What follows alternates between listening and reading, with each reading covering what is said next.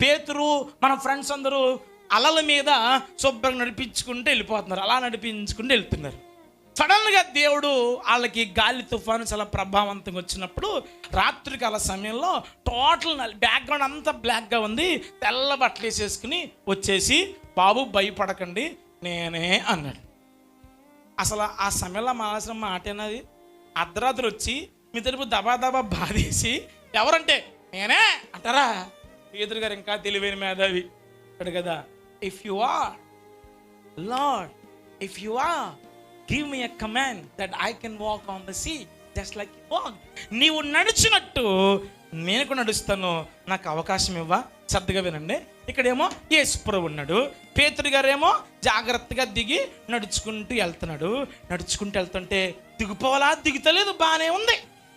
ఇంకో అడిగేశాడు, దిగిపోతలే, బాగానే ఉంది, ఊరేని నడిచేస్తున్నాను, అవి బాబు నడిచేస్తున్నాను అని ఇంకో అడుగు వేసిన తర్వాత నేనేనా అని అన్నాడంట. అనగానే దిగిపోతున్నాడంట. దిగిపోతున్నప్పుడు ఏం చేయాలి చెప్పనా? పేతురు ఎవరు డాలర్కి ఏం రావాలి? అప్పుడు ఏం చేయాలి మనోడు?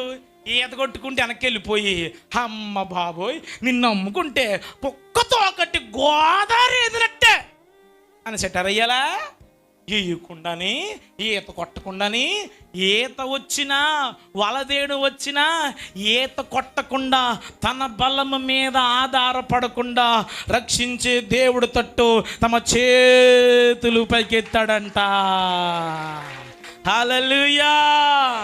ఏం చేయాలి? వెనక్కి వెళ్ళిపోవాలి. ఈత కొట్టలేదు. ఎందుకు చెప్పనా? పేతురు తన ఆధీనంలో లేడు, పేతురు తన ప్రభుత్వంలో లేడు, పేతురు దేవుని ప్రభుత్వంలో ఉన్నాడు. ఇక్కడ కూర్చుని నీవు ఎవరి ప్రభుత్వంలో ఉన్నావు?